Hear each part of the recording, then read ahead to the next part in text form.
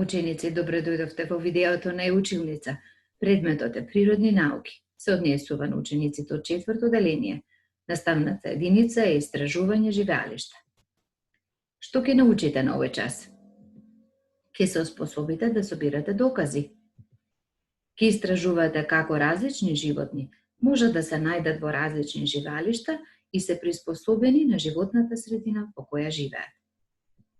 Да се потсетиме. Животните и растенијата имаат своји живеалишта. Тоа е место каде што тие живеат. Животните и растенијата се приспособиле да живеат во една животна средина, односно се приспособиле на условите кои ги има во таа средина. На овој час ќе истражуваме живеалишта во непосредната околина. На почеток да се потсетиме на истражувачката постапка, кога вршиме некое истражување. За почеток се определува што ќе се истражува. Потоа се прави список како ќе се изврши истражувањето, односно каква опрема ни е потребна, каде ќе се истражува.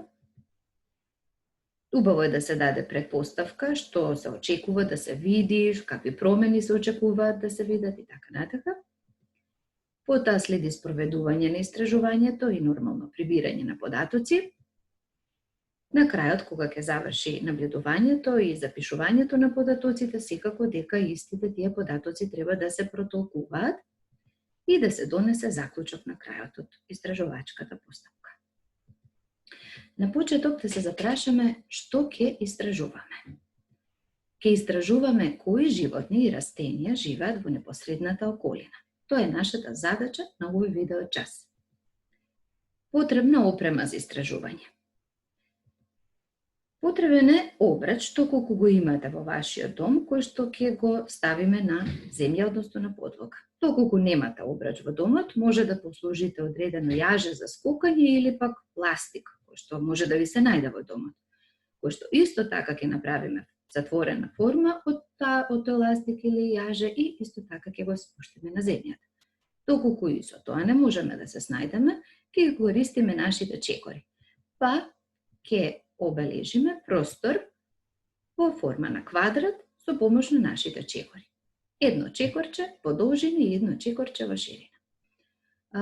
Овој простор може да се обележи со креда, со цевки, со конец, врвка, што може да ви се најде во домот. Секако, доколку имате лупа, би било пожелно да ја искористите, но доколку немате, истражувањето ќе го извршиме без лупа. Потребно е да земете прибор за запишување на податоците. Следниот чекор ќе го определиме местото за истражување. Бидејќи ги истражуваме животните и растенијата во нашата непосредна околина, ќе ви дадам задолжение да истражуваме две места, а тоа се бетонска патека, која што ја има надвор од нашиот дом и секако двор со трева. Во вашите тетрадки потребно е да запишете вашата предпоставка, кои животни и растенија би ги забележал на бетонската патека и секако во тревата. Следен чекор е во вашата тетрадка да направите една ваква табела во која што ќе ги запишувате податоците. Бидејќи наблюдуваме две места, тоа се бетонската патека и двор со трева, убаво е да бидат вака одбележани во табелата и нормално животните и растенијата кои што ќе ги забележите и ќе ги запишете подолу во табелата. Потребно е да наблюдуваме промените кои што се случуваат на двете места, односно и во бетонската патека и во дворот со трева, и тоа секое од по 10 минути. Како дополнителна задача, побарај докази за животни што биле во живеалиштето, но не се повеќе таму. Например, траги од стапалки, пердови, гнезда, пајажини и така натаму. Запиши што ќе пронајдеш под табелата со податоци. Ти посакувам успешна работа. Може сега да го стопираш видеото и да излезеш надвор од твојот дом. Да го извршиш наблюдувањето, да ги запишеш потребните податоци, а кога ќе ја пополниш табелата, може да продолжиш со еметувањето на видеото.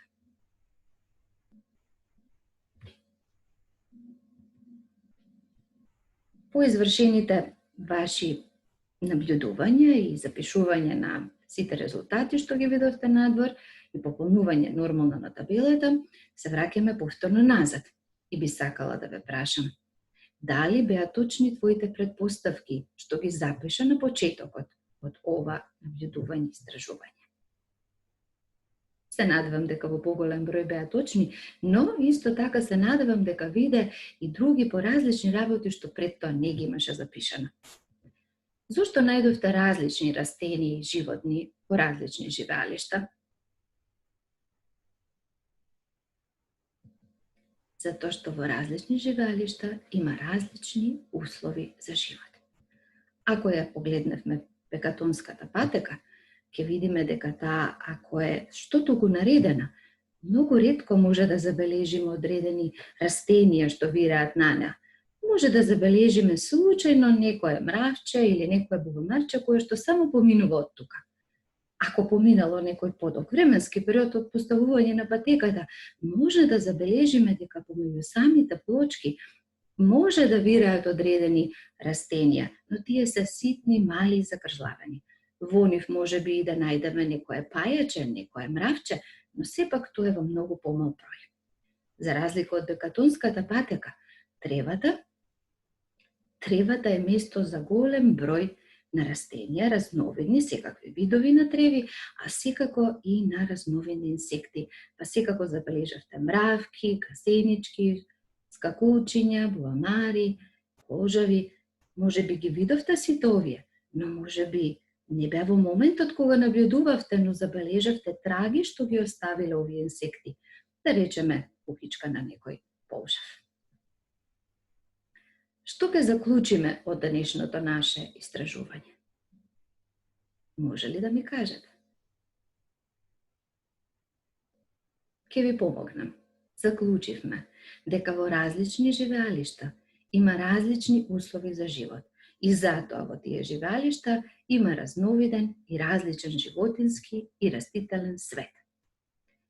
Ти посакувам да го продолжиш твоето истражување и по завршувањето на овој час. Може да излезеш надвор и да одбереш ново живеалиште. Истражувај. Довидување.